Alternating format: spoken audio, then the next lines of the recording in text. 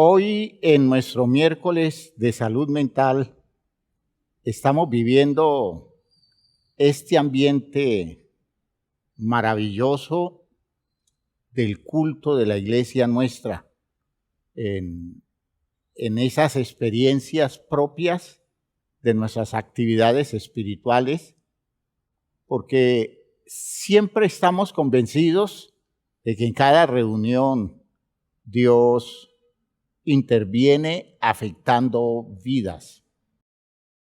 Todo el tiempo nosotros confiamos que no hay culto nuestro en el que Dios no esté haciendo maravillas. Y estoy seguro que hasta lo que llevamos ahora de nuestro culto, desde la iniciación con la lectura bíblica y a través del tiempo de los cánticos, hemos tenido a un Dios activo en nuestra reunión, un Dios presente, un Dios que está haciendo maravillas y todas ellas tendientes a la salvación de las personas. Así que felicitaciones a todos los que hacen parte del programa en el día de hoy. Dios es el polo hacia donde se dirige nuestro ser, y a partir de eso nosotros vamos saliendo de influencias equivocadas.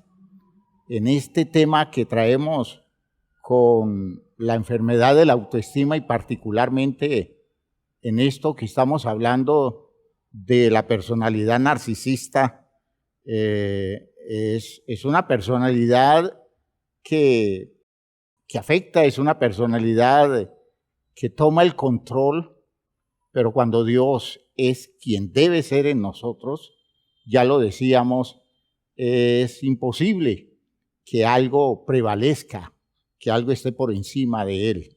Así que cuando cantamos ese himno hermosísimo, Mi amor por ti, una canción que está expresando en todo su recorrido, en toda la extensión de la canción, un principio, y es que la forma liberadora de vivir en este mundo es moviéndonos regidos por el amor que nosotros tenemos por Dios. No hace referencia al amor que Dios nos da, que es incuestionable, sino el amor nuestro por Dios. Padre, ayúdame siempre a vivir solo por ti. Sí, solo por ti. Hazme como tú quieras que sea yo y que, Señor, todo seas para mí. Y entonces expresamos en el coro que mi amor por ti sea mi razón de vivir, que te pueda dar, Señor, lo mejor de mí, ¿ya? Que te pueda dar de mí lo mejor, que pueda yo entregarte a ti a lo más preciado que tenga, porque tú eres mi razón de ser. Esa canción es hermosa, es una canción que debiéramos cantar con mucho fervor siempre que lo hacemos, y debemos expresarlo como una petición, como un anhelo, como un propósito básico de la vida nuestra, que Dios sea todo para nosotros. Por eso vamos a orar, entendiendo que Dios debe darnos la oportunidad de ir refinando nuestra actitud frente a Él, como reorientando nuestra manera de acercarnos a Él en los términos válidos de la vida que corresponde a un creyente. Y vamos a pedirle a Dios que nos hable, que nos sane y que nos libere de condicionamientos equivocados que han hecho de nosotros personas esclavizadas a través de nuestros sentimientos por las actitudes equivocadas y las personalidades enfermas de otros. Que Dios nos ayude. Padre eterno, Gracias te damos por todo lo que nos concedes y por este tiempo especial, por este culto en donde tú te estás manifestando y estás expresando tu propósito sanador, tu propósito salvador. Tú nos estás ayudando a entender este principio de poder vivir, Señor, haciendo un discernimiento claro de todas las personas con las que nos relacionamos y sobre todas las cosas, identificando todas las situaciones patológicas que puedan desarrollarse en nuestro ambiente relacional. Ayúdanos entonces a ser sanados y ayúdanos a ser liberados de malas influencias. Y por eso te pedimos que nos hables. Exprésate, Señor, en el mensaje y danos claridad ahora que estamos tratando de entender este problema del narcisismo como una condición que todo el tiempo estamos en riesgo, no solo de vivirlo, sino de enfrentarlo en nuestros espacios relacionales. Ayúdanos entonces a sanarnos a todo nivel, dándonos la palabra oportuna. En el nombre de Jesús el Señor. Amén, amén, amén. Hermanos, siéntense, por favor. Con mucha frecuencia, hermanos míos, la gente tiene dificultad para ver los aspectos narcisistas de las personas cercanas, ¿ya? Y esto no solo es un problema con el narcisismo, es con muchos trastornos de personalidad y con situaciones más complicadas como problemas neuróticos en la gente y a veces verdaderas condiciones psicóticas que nos queda difícil identificarlos, porque, hermanos, el hecho es que cuando la relación es cercana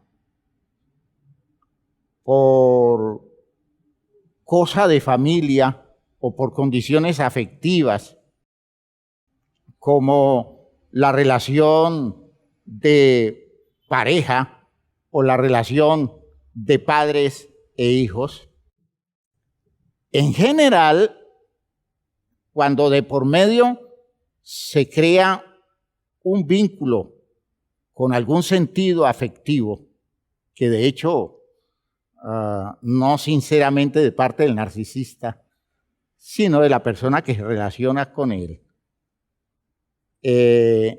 no poder identificar la condición afectante de esas personas es muy frecuente.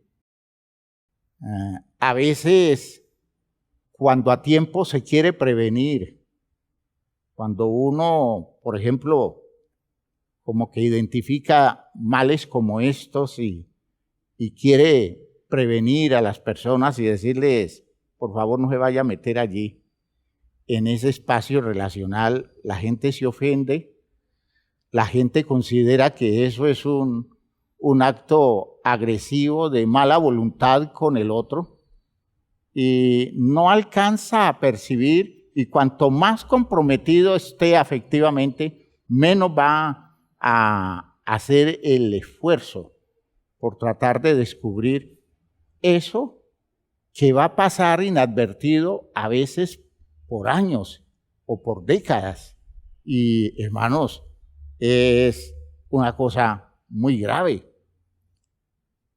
La dificultad tiene que ver con la gran habilidad del narcisista de cubrirse con determinadas máscaras que muestran una apariencia inofensiva. Es habilidad, es una capacidad que va incluida con el mal.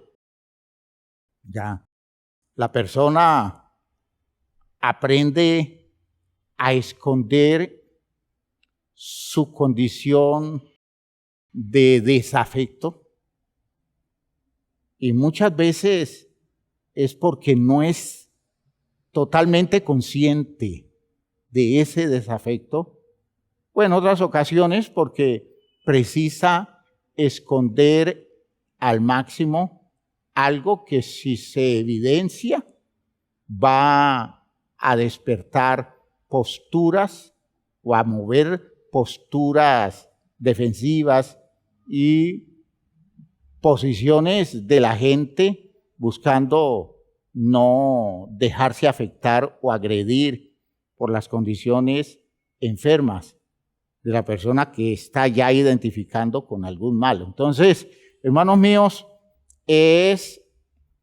yo diría que en la claridad de lo que es todo esto, es escandaloso ver cómo pasa por mucho tiempo inadvertido el asunto, ¿ya?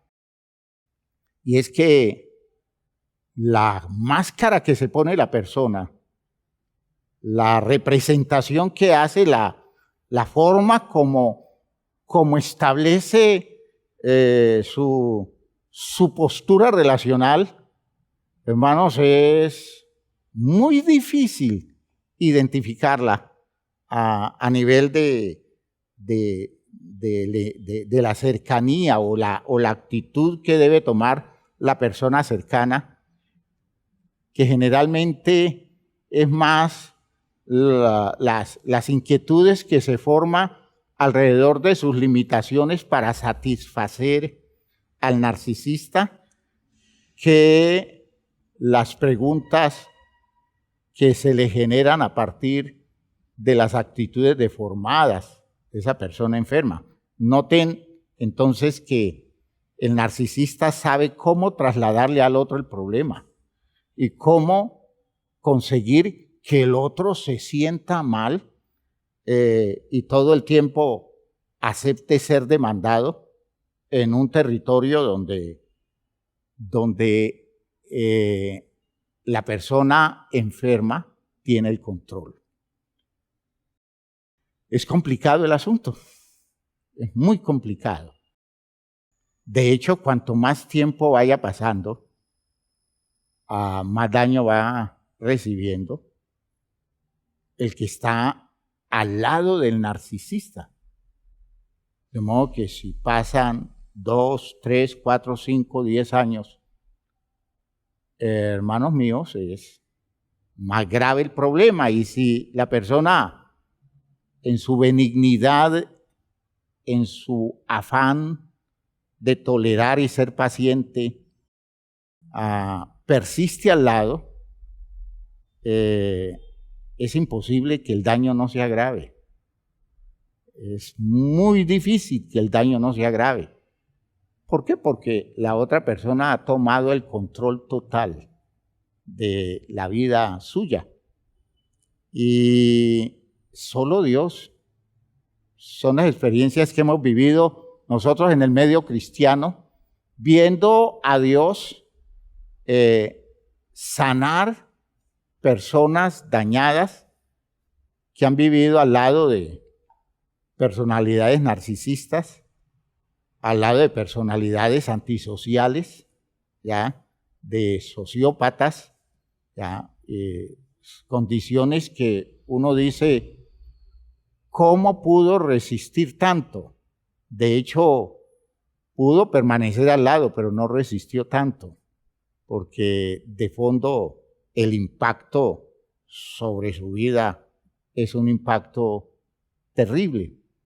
Son de las cosas que cuando alguien pregunta si el cristianismo promovería una ruptura relacional,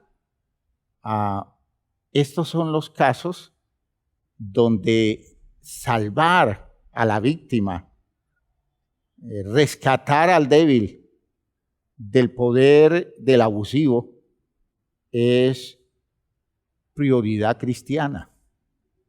Es prioridad cristiana. Entiéndase entonces que en en la vida matrimonial tenemos que entender el principio que Jesús usó para el día de reposo.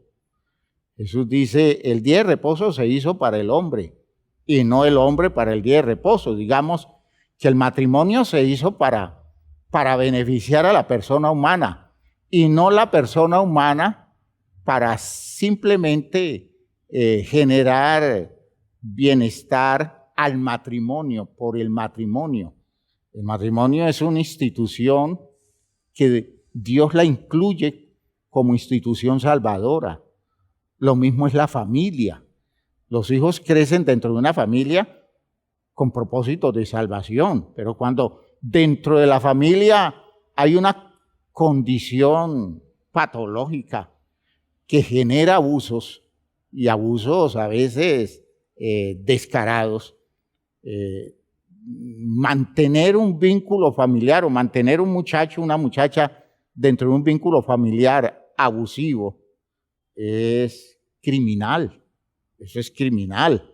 Y entonces son las personas, y a las personas hay que rescatarlas de situaciones que pueden resultar ofensivas para su desarrollo, y Cristo va a querer liberarlas adecuadamente. ¿Ya? Vamos a colocar muchos ejemplos de la máscara que se coloca el narcisista. Por ejemplo, la presentación de una condición de amargura o sufrimiento. Y yo digo amargura o sufrimiento entre comillas, porque realmente es una máscara que la persona está sufriendo, que la persona está viviendo una situación muy frustrante y que por tanto está experimentando algo de angustia y de sufrimiento por las, entre comillas, actitudes despreciativas del que está al lado. Y de esa forma, en esa postura del que está amargado o el que está sufriendo, el narcisista busca ocultar el egoísmo,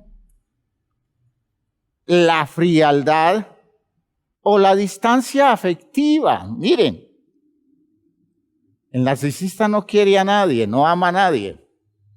Entonces, cuando quiere alejarse, lo hace buscando una disculpa. Y las hay todo el tiempo. Y una de ellas es, yo estoy muy molesto con usted. Yo estoy sufriendo por las actitudes suyas y eso me ha creado a mí un resentimiento, y entonces va alejando a la persona, generándole una culpa y buscando doblegarlo o doblegarla para tener un control más fácil en la vida de la persona. De hecho, lo que no dice el narcisista es que el distanciamiento afectivo, eso es lo natural de él, ¿ya? Que su condición de persona fría, de persona sin expresiones afectivas, eso es su condición natural, ¿ya?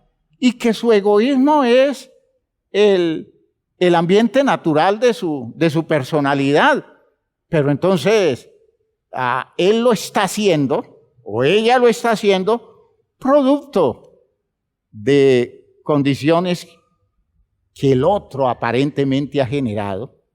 Y claro, el narcisista se comporta como narcisista y el otro termina convencido de que la culpa de todo eso son las cosas que ha hecho, las cosas que ha dicho, las posturas que ha tomado, y que ofenden al narcisista o que ofenden al cónyuge que está haciendo un reclamo que lo rodea de todos los argumentos de justicia cuando nada de eso es real. Hermanos, eso es terrible.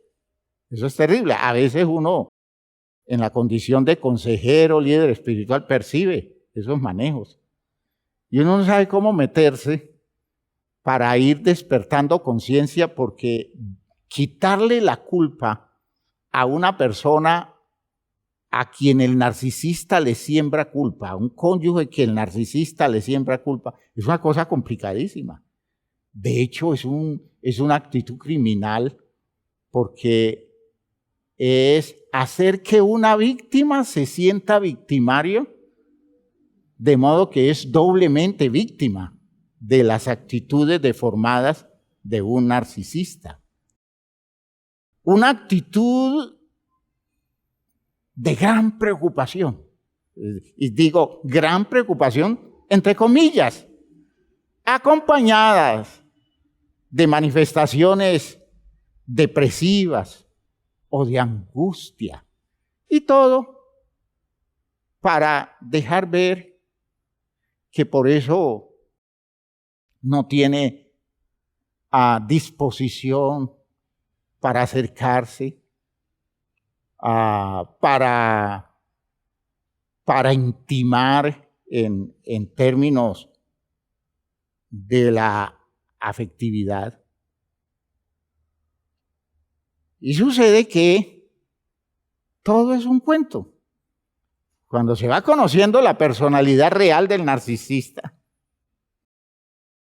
es toda una historia de cuentos en donde esa gran preocupación que deprime o llena de angustia una persona que todo el tiempo, frente a los espacios que le exigen, él se esconde dejando ver que está muy triste, está muy afectado, que está muy angustiado, para crearle la angustia al otro y que el otro no reclame, sino que acepte que el narcisista tiene razones suficientes para comportarse como se comporta.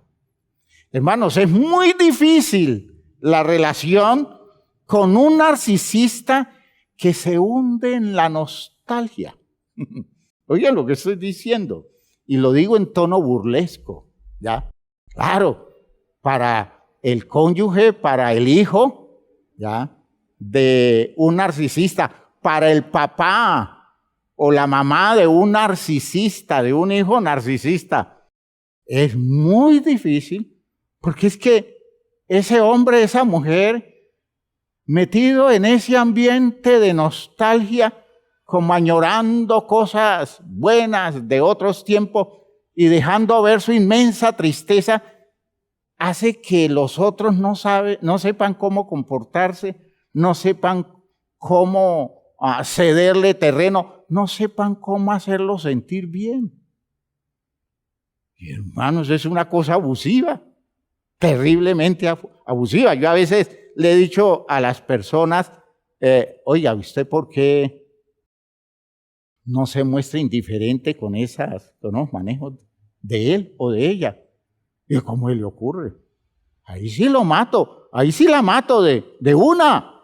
Porque imagínense si del único que depende es de mí, en estos momentos en que está viviendo este agobio emocional, si yo me muestro indiferente, ¿a dónde le tiro la vida? Y digo yo, no logro entender que las cosas no son como se las están mostrando. Pero qué difícil es convencer a las personas, porque el acto dramático del narcisista es una cosa muy bien elaborada. Y por eso, frente a eso, es bueno entender, oigan lo que voy a decir, préstenle atención. Es bueno entender que los narcisistas se frustran cuando no tienen éxito con sus manipulaciones. pero no se deprimen. Escuchen lo que estoy diciendo. Los narcisistas no se deprimen. Se sienten frustrados y hasta molestos, pero no se deprimen. Porque el narcisista encuentra la energía drenando todas las posibilidades del ambiente que le rodea. Por tanto, el narcisista sabe de dónde sacar la energía que precisa. El narcisista no tiene cómo sentirse triste porque el narcisista está convencido que todos los derechos de la vida le pertenecen, que todas las posibilidades para el bienestar y para el logro de sus posibilidades están a su alcance y que por tanto lo que ha hecho es diferir un poco el logro, pero que va a llegar, llega. Por eso el narcisista no se deprime, sí se frustra si usted no lo complace tan adecuadamente como quiere ser complacido y muestra la cara del deprimido, del que está triste, del que está necesitando medicina antidepresiva y que lo lleven donde el psiquiatra, porque es que el psiquiatra tiene que medicarlo. ¿Ya? Entiendan, hermanos míos, que son manejos que son muy abusivos, pero de hecho están demostrando la inteligencia de la persona narcisista. Es que estamos lidiando con un problema. Ahora, si yo les digo que es fácil encontrar en el seno de una familia, por esos métodos de crianza que tenemos, 1 o 2 narcisistas en un ambiente de familia extendida, hermanos míos, es como tener un hoyo negro en la galaxia familiar que se está comiendo toda la energía del ambiente que está alrededor de él o de ella. De modo que es como ir descubriendo que son expresiones propias de una persona con una personalidad enferma. También es importante aclarar que si el narcisista manifiesta molestia, es difícil que sienta verdadera compasión por alguien. Escuchen, los narcisistas no aman. Los narcisistas no son compasivos. ¿Ya? Usted no puede hablar de un narcisista misericordioso. Eso no le cala, eso no le corresponde. Pero que se muestra como una persona a un cierto nivel de comprensión, hermanos míos, es parte de su máscara. Porque el narcisista no está en el plan de comprender a nadie y está en el plan que todos los que estén a su alrededor hagan todo el esfuerzo por hacer vigente su sentir, su apreciación, y hace todas las inversiones necesarias para eso, pero todo lo que está buscando es reflejarse, mostrarse en la actitud que los otros están tomando alrededor de él en función de lo que el narcisista demanda. ¿Ve? Otra máscara frecuente y yo diría peligrosa es el amor dramatizado entre comillas, del narcisista, que se expresa en manifestaciones exageradas de interés o afecto que suelen ser arrebatos temporales y que solo tienen el objetivo de manipular. Oigan lo que estoy diciendo. Son arranques de amor desbordado. Son momentos de expresividad afectiva, como si un bicho raro le hubiera picado y entonces sintiera que está desbordado de cariño y de afecto por la persona, cosas que muy frecuentemente se dan cuando sienten que la persona que tienen al lado como que se está cansando o como que se les está alejando. Cuando están viendo el fenómeno del alejamiento de la persona que tienen bajo control, entonces aparecen las grandes manifestaciones afectivas, expresiones que son excepcionales, al punto de que alguien pudiera decir, ¿y yo dónde voy a encontrar un hombre que sea tan expresivo como este? O una mujer que manifieste sus sentimientos de la manera que lo hace ella.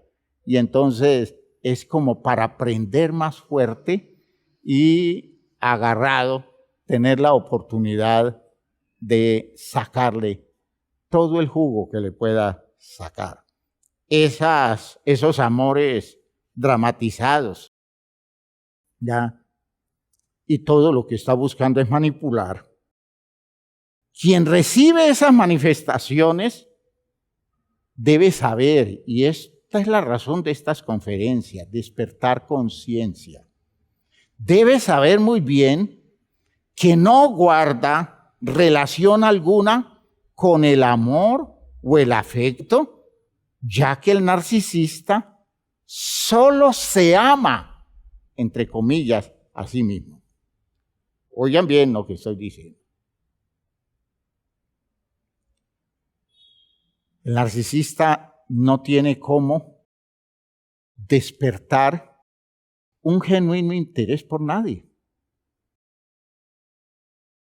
pero sí logra camuflar un interés y se expresa como un amor profundo, como una angustia afectiva, como un sentimiento de desesperación en donde deja ver es que yo temo perderte, me da mucho miedo que tú algún día te olvides, te canses de mí, te alejes de mí, y entonces hace toda la maniobra de expresiones, crea todo un drama alrededor de sus sentimientos, busca personas del entorno que lo ayuden, porque él se va a llorar a la casa del familiar y le dice, yo no sé cómo hacer, pero es que yo siento que él, que ella, como que se me está alejando y yo no me imagino mi vida sin ella, yo no me imagino mi vida sin él, ¿ya? Yo prefería morirme antes que perderlo, todo el drama. Y entonces comienza el resto de familia a atacar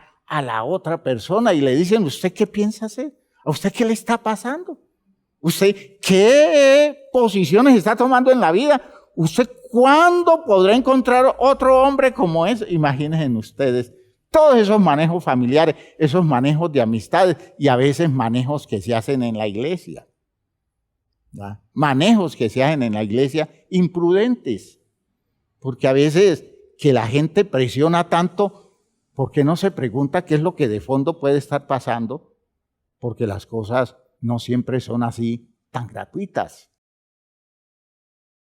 Todo requiere análisis, pero no, el narcisista sabe cómo armar su carpa, su teatro, y cómo crear el ambiente propicio para poner a toda la gente alrededor de sus intereses. La posición de víctima y los reclamos de afecto son disfraces muy efectivos para ocultar al narcisista. ¿Ya? Eso es un gran disfraz. ¿Ya? Es una cosa de mucha habilidad que tiene la persona para no dejar ver que es un prepotente, egoísta, manipulador y desafectivo personaje que está no solo abusando de la otra persona, sino que está haciéndole el doble daño de convertirlo en persona agresora de los nobles sentimientos, entre comillas, de un narcisista. Vean ustedes que todo eso está indicando un problema muy serio. Se hace muy difícil ponerlos en evidencia, pues, ¿quién va a pensar negativamente de alguien que tan solo está reclamando su amor? ¿Ve?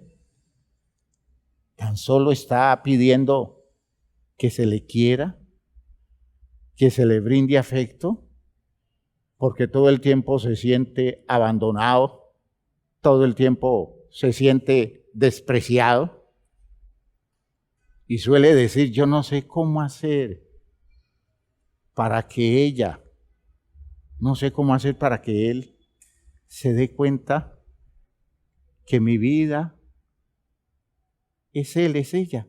¿Cómo hacer? Y los demás entonces alrededor comienzan a sufrir y a crearse una imagen negativa de la persona que en realidad es la víctima de esa situación. Estoy diciendo esto porque eso está aconteciendo en este tiempo. Está aconteciendo en este tiempo. Y nosotros a veces hemos sido tan torpes, tan imprudentes, que hemos terminado de ayudarle al narcisista a coger el cuchillo y hundírselo en el corazón a la víctima. Nosotros con el narcisista tomamos el cuchillo para agredir a la otra persona porque el narcisista nos ha convencido de que esa otra persona actúa con mucho desafecto o ha hecho cosas terribles, a veces con acusaciones tremendas, acusaciones que tienen que ver con infidelidades, y con esas infidelidades que no son ciertas, se busca bajar la resistencia de una persona que ya no quiere quedar bajo el control de esa persona que ya la descubrió en toda su malicia, pero que el entorno le va a quedar difícil entender que las cosas son así. La habilidad manipuladora y la capacidad para inducir culpa son medios muy efectivos para poner a su servicio gente muy noble, pero ingenua. ¿Ya? Imagínense, atropellados, pero sintiéndose culpables de no poder atender, cuidar, ayudar, acompañar a una persona que no se cansa de exigir. Escuchen lo que estoy diciendo. Y yo quiero mostrárselo de esa forma para que ustedes entiendan todo el sufrimiento que le genera a alguien vivir al lado de un narcisista que nunca se cansa de demandar para él y condenar lo que los otros hacen en su esfuerzo por complacer, pero que nunca llega a satisfacer completamente. Muchos de nosotros tendríamos que entender que eso sería una situación muy insoportable, muy difícil. ¿Quién puede tener paz en un ambiente de eso? ¿Quién puede disfrutar de un espacio afectivo, tranquilo y sosegado?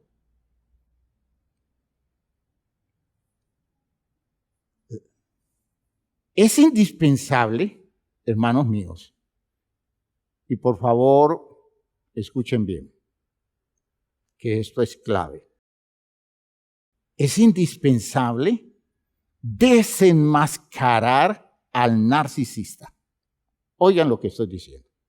Es muy necesario desenmascararlo. Y que las víctimas se den cuenta que están ante un narcisista. ¿Por qué? Porque es que es imposible, o digamos que es un derecho fundamental vulnerado, eso de estar viviendo en absurdos sentimientos de culpa todo el tiempo. Eso no tiene ninguna presentación. De modo que hay que quitarle la máscara al narcisista y decirle a la persona: usted no tiene por qué sentirse culpable. Usted no tiene por qué sentirse el origen de la desgracia de él o de ella. Que su papá esté diciendo todo el tiempo, que su mamá esté diciéndole a usted: es que usted es el origen de mi desgracia, es que tenerla a usted fue lo más triste que me pudo acontecer. ¿Por qué? Porque usted trajo el dolor y el sufrimiento a mi casa. Dice usted: ¿por qué se va a sentir culpable de las actitudes de una persona que nunca entendió su presencia como la de alguien que requería atención, sino que siempre vio su presencia como alguien que podía usar para sus propios intereses?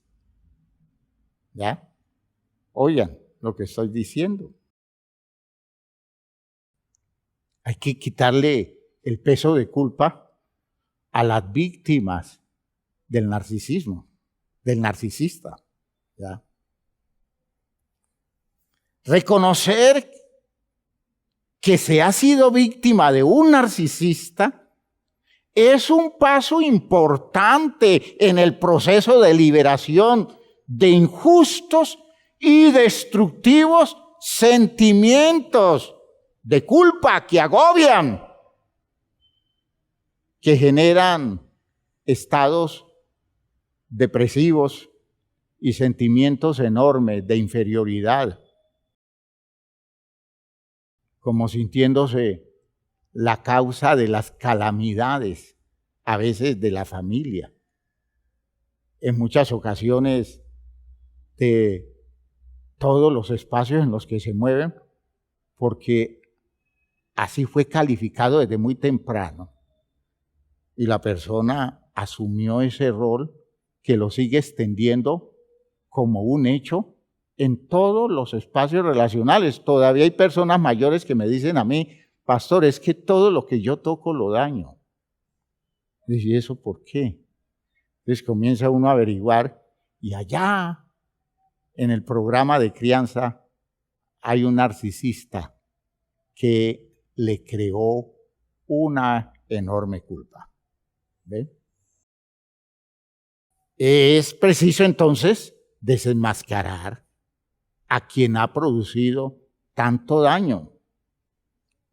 Esto, hermanos, lleva a la conclusión de que no es necesario guardar agradecimiento a quien no amó. Escuchen, no es necesario guardar agradecimiento a quien no amó, sino que manipuló a través de supuestos sacrificios.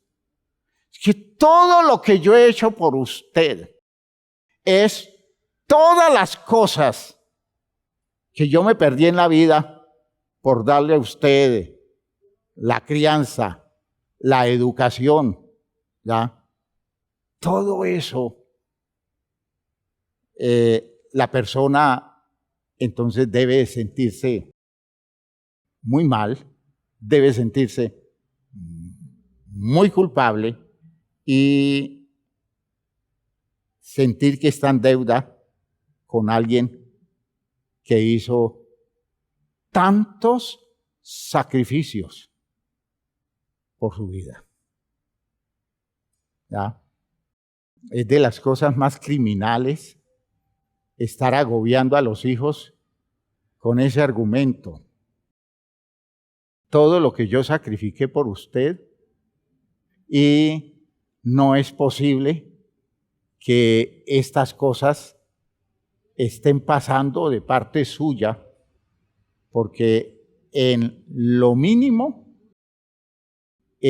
usted debiera estar comprometido con una persona que hizo tanto por la vida suya.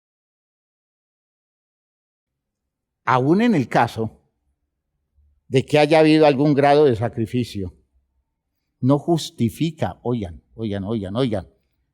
la crueldad de los reclamos. Si yo he hecho sacrificios, lo hago por amor.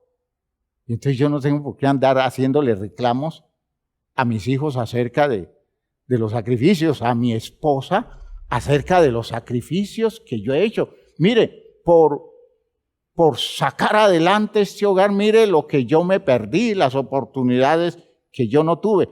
Eso no es manera de entrar en un diálogo familiar creando culpas, porque es la tendencia del narcisista.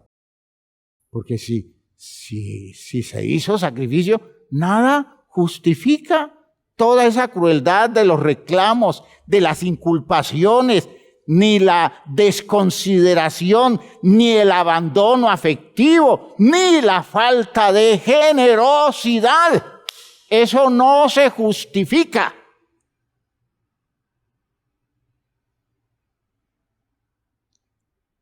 Esa actitud no corresponde a las condiciones saludables de la madurez básica de una persona que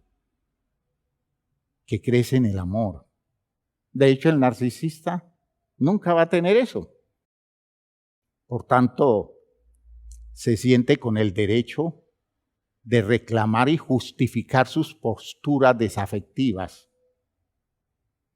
con eso de sentirse herido, de sentirse frustrado o de sentirse como una persona malquerida por aquellos por quien hizo tanto. Miren que son condiciones muy enfermas que a la legua están buscando generar culpa.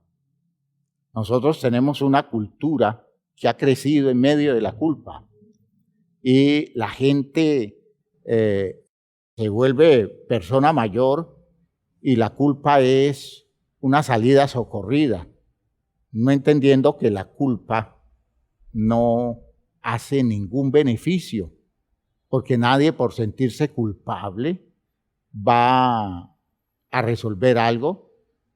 Lo único que hace que nosotros demos soluciones reales a cosas mal hechas es aceptar la responsabilidad y no reducirnos a una culpa que se estimula y que lo único que hace es bajar nuestro potencial de respuesta a las dinámicas de la vida que se exigen. Es que una persona puede pasar décadas conviviendo con alguien que siempre los hizo sentir como que estaban en deuda. Todo el tiempo están en deuda.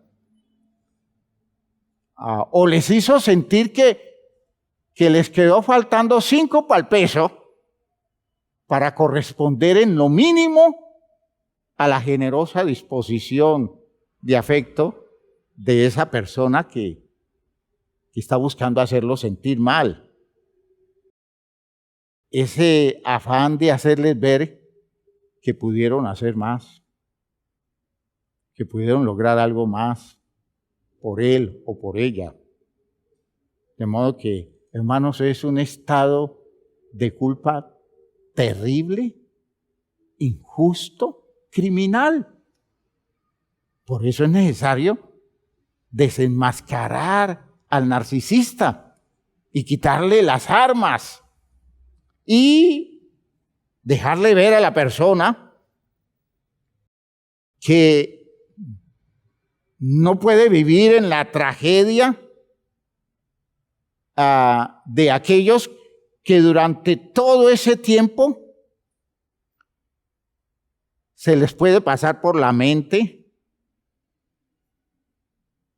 que la verdadera tragedia era la actitud egoísta de quien les hace el reclamo. ¿Ve? Eso no es justo. Estoy hablando del gran programa de liberación del Evangelio. La liberación del Evangelio no es solo de formalidades, sino de condiciones como estas. ¿Ya? La liberación que produce el conocimiento objetivo de las cosas, el poder entender a tiempo que las cosas no fueron como me las pintaron, que la realidad fue otra y que Cristo quiere darme esa liberación para que yo no siga siendo el esclavo de condiciones deformadas que otros crearon en mí en función de sus estados enfermizos o de sus actitudes malogradas en la vida. Este hecho liberador tiene su base bíblica espiritual, entendiendo que el principio es llegar a ser liberados por Cristo Jesús mediante el conocimiento de la verdad. En la frase de Jesús según Juan, en el capítulo 8 del Evangelio que escribió Juan, cuando dice en el versículo 31, la forma como Jesús se muestra ante los judíos que han creído en Él. Si vosotros permaneciereis en mi palabra, es decir, si ustedes le dan crédito a mis razones, serán verdaderamente mis discípulos y conocerán la verdad. Y la verdad los va a hacer libres. Esta es la idea de la verdad, ¿no? La verdad no se reduce a un concepto teológico. La verdad es descubrir estos detalles de la vida. Y para eso está el Evangelio, para decirle a la gente las cosas que debe entender para liberarse del agobio de condiciones inadecuadas, de relaciones defectuosas y destructivas, de modo que puedan a tiempo hacer algo por el rescate de sus vidas y poder entender su experiencia vital de otra manera. ¿Ya? Hermanos míos, es una condición especial eso del discernimiento de espíritu como virtud que posee la iglesia y que se hace indispensable para no caer en el juego de los engañadores, que como el narcisista construye todo un melodrama para reducir a las personas y manejarlas emocional y afectivamente. ¿Ya? Hay que saber discernir los espíritus, hay que saber identificarlos. En la primera carta de Juan, en el capítulo 4, se dice algo que hay que interpretarlo de manera amplia, ¿ya? Y no reducido a la simple idea religiosa. Amados, no creáis a todo espíritu. Dice que cuando se habla de espíritu no se está refiriendo a esas entidades que están en el ambiente. No, espíritus también son personalidades humanas. Usted no le crea a todos los espíritus. No se deje convencer de lo que le muestran. ¿Ya? Una de las cosas hermosísimas de la personalidad del Mesías es que Él no juzgará según la vista de sus ojos, ni por lo que oigan sus oídos, sino que juzgará con justicia. Es decir, buscará las razones de fondo. Y nosotros tenemos que ser cuidadosos para no aceptar todo tipo de elaboraciones donde nosotros asumamos responsabilidad por un juicio que se nos hace desde el territorio de la malicia de los otros. ¿Ya?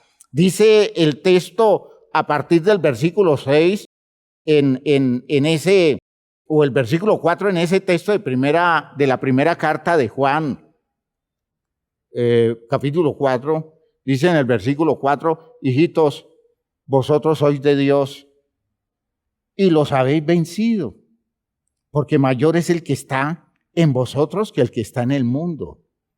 Todas esas fuerzas mentirosas, fraudulentas del mundo, esas elaboraciones sociales y culturales en las que caemos fácil, ¿ya? Porque nos tejen todas unas historias con visiones distorsionadas.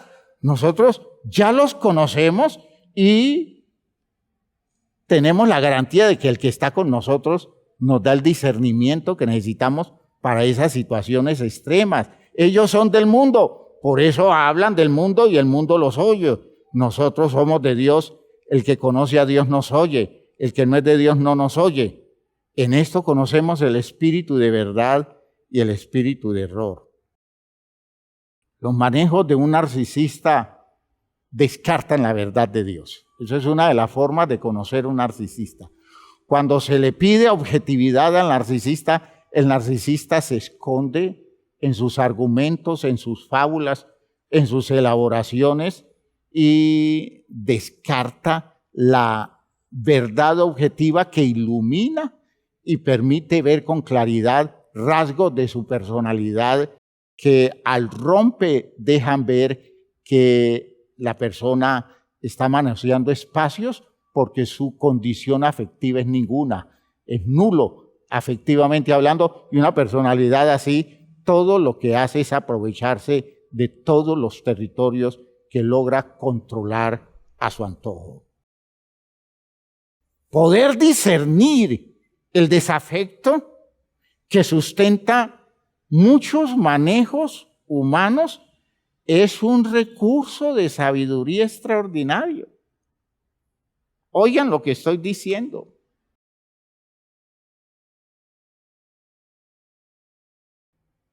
Poder uno entender quién ama y quién no. Poder uno descubrir toda la malicia que hay en expresiones donde se desbordan emociones, pero el afecto no está presente. ¿Ya? Y que usted pueda decir con claridad, eso es un cuento. ¿Por qué? Porque allí no hay amor. ¿Ya? Eso no tiene presentación. A veces la malicia es tan grande y el deseo de aprovecharse, que es el espíritu narcisista, aprovecharse del otro, es tan agresivo que uno dice que antes que amor hay odio, antes que afecto hay desprecio, hay un interés de demostrarle a la persona, o no demostrarle, de confirmar por sus acciones que el otro vale nada, que el otro no importa. De hecho, eso es lo que hace el narcisista. A la final termina confirmando que los otros no importan, que solo importa a él. Y entonces todas sus elaboraciones engañosas deben ser identificadas cuando somos creyentes cristianos que hacemos un discernimiento de espíritu con mucha objetividad, ¿ya? En el texto de Proverbios, en el capítulo 26, observen esto ustedes, hermanos, Proverbios, capítulo 26. En ese texto, en el versículo 24, está mostrando la malicia del que odia, ¿verdad? La malicia del que desprecia. Aquella persona que busca por todos los medios pisotear al otro, pero mostrando un interés afectivo, o mostrándose como víctima de las actitudes del otro que de pronto no le entra en todo el juego de su malicia. Hermanos, es una cosa terrible y espero que este mensaje esté calando muy profundo en la mente de la iglesia, porque en la iglesia se ha hecho mucho daño con estas cosas. ¿Ya? Los vivos, como los narcisistas, las personas desafectivas como un antisocial, ¿ya? Personas con personalidad antisocial hacen mucho daño porque reducen el medio a través de manejos emocionales y muchos juegan condenando a los inocentes y honrando a los maliciosos y perversos. En este texto de Proverbios 26-24 dice: el que odia disimula con sus labios, mas en su interior maquina engaño. Cuando hablare amigablemente, no le creas, porque 7 abominaciones hay en su corazón. Aunque su odio se cubre con disimulo, su maldad será descubierta en la congregación. Oiga, aunque su odio se cubre con disimulo, con mucha astucia, habilidad enorme para dejar ver la mala voluntad que hay, el desafecto que hay, pero lo cubre de una manera tal que lo que quiere dejar ver es que hay mucho afecto y todo lo que descubre es que la otra persona no le corresponde lo suficiente. Dice, será descubierto por la congregación. ¿Qué quiere decir? La comunidad de creyentes discierne estas cosas y no le juega al malicioso. Porque el que odia siempre quiere destruir. El que odia tiene mucho poder, el poder de hacer daño, ¿ya? Cosa que no tiene el que ama. El que ama en una relación se muestra débil porque no quiere dañar, porque no quiere tocar negativamente la vida del otro. El que odia, el que desprecia, el que no siente ningún afecto es poderosísimo, porque expresa muchas cosas en un territorio que no corresponde al verdadero afecto. Por eso, no desgastarnos en los empeños infructuosos de lograr que nos amen quien no nos ama, que nos respete quien no es consciente de nuestro valor y que se duela de nuestro padecimiento y se comprometa con nuestra condición de persona necesitada, aquel que no nos aprecia. Estar buscando todo eso, nosotros debiéramos renunciar a tiempo a eso y no exponernos. Si no me aman, no me aman. Yo por mucho que me humille, no voy a conseguir que me amen, ¿ya? Porque el amor no surge así. El amor surge con dignidad, en territorios dignos, en territorios de respeto. Y si usted se entrega absurdamente esperando que esas personas desafectuosas cambien de actitud, usted se le va a ir la vida y termina desgastándose alrededor de aquel que solo reclama, solo demanda, pero nunca aporta nada porque no tiene con qué corresponder. ¡Qué peligro eso! ¡Qué peligro! Esos hijos que todo el tiempo están tratando de satisfacer a la mamá, de satisfacer al papá, que nunca se ve satisfecho, que todo el tiempo está descubriéndole fallas al esfuerzo que hace el hijo, que tiene el deseo de escuchar una palabra de alabanza o de reconocimiento del papá o de la mamá. Ese papá y esa mamá no tienen ojos para darle a ese hijo la dignidad y lo usa y abusa. Y el hijo está bien que sirva porque son sus padres, pero no está bien que sea servil y no está bien que se dañe y no está bien que esté frustrado por lo que no recibe, porque de allí no puede esperar nada, pero tiene un Dios de quien sí puede esperar y tiene un medio social, espiritual, que lo acompaña, lo respalda, lo aprecia y le reconoce sus esfuerzos. no es desgastarnos detrás de lo que no vamos a conseguir. A alguien le decía no hace mucho tiempo, hablando de un afecto de madre, yo le decía, su mamá no lo va a querer y eso no es ninguna tragedia. Ella no lo va a querer porque hay unas elaboraciones en la mente de ella que tienen ya definido el hecho del desprecio hacia usted. Y eso no es una tragedia, porque que un ser humano no nos quiera, que sea mamá, que sea papá, que sea hermano, que sea amigo o que sea enemigo, que no nos quiera, eso no es una peste que anda. Y eso no nos debe convertir en personas agobiadas, anuladas, frustradas, porque tenemos un Dios que contra viento y marea nos ama, nos aprecia, nos busca, nos apoya y está con nosotros en las buenas y en las malas. Poder descubrir la fortaleza e indolencia del que no ama es una poderosa arma de conocimiento que nos guarda de ser usados por medio de nuestros sentimientos.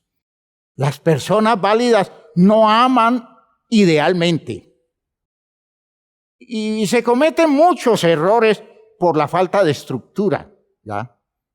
El amor no sale perfecto porque nosotros somos muy limitados, pero se distinguen esas personas válidas de quienes definitivamente no aman y usan el espacio relacional sostenido por la sinceridad de nuestro afecto.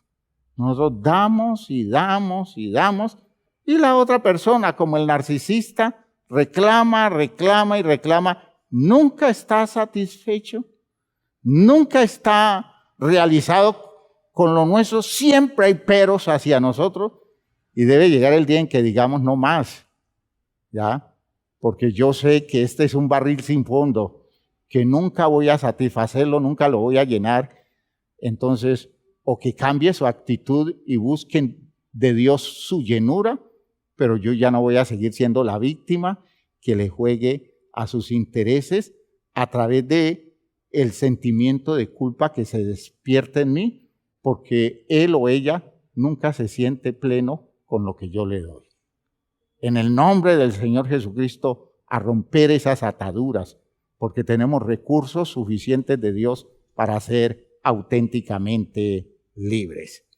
La disciplina cristiana nos debe hacer aptos para descubrir a los espíritus engañadores y a la doctrina de demonios, según el texto de la carta de Pablo a Timoteo, procedente de personas hipócritas, dice el texto, personas mentirosas que manipulan porque su conciencia cauterizada los hace fuertes por su insensibilidad. No les duele nada, pero son hipócritas, mentirosos, que dejan ver cosas que no son las que sienten, pero que con ellas nos generan culpa y nos agobian.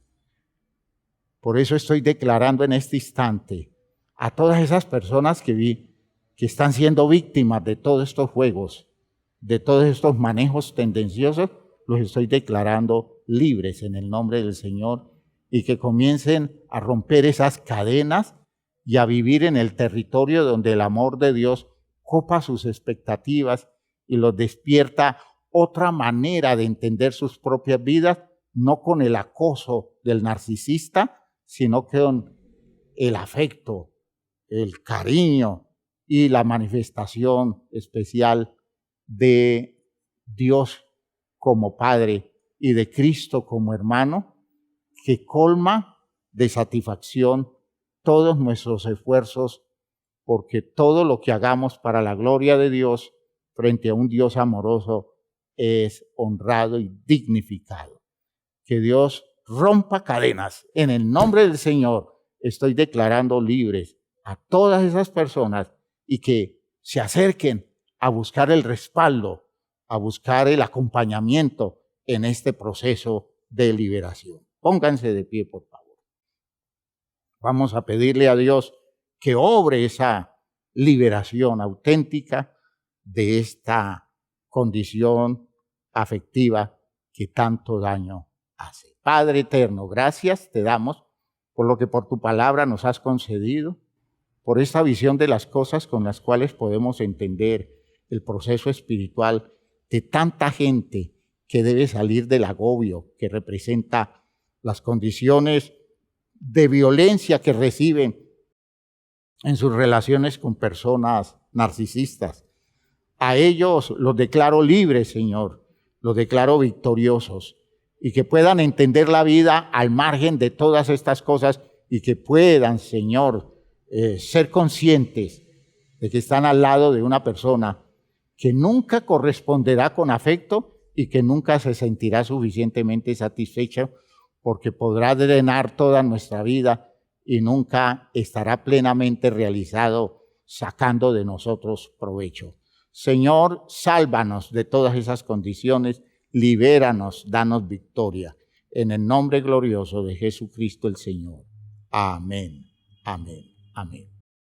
Hermanos míos, hay que romper cadenas y Dios tiene recursos para liberarnos suficientemente y la iglesia tiene cómo acompañarlos y aportar el poder de Dios para la ruptura de todas las cadenas que puedan estar impidiendo el desarrollo del pueblo de Dios. Dios les bendiga a todos. Salúdense unos a otros.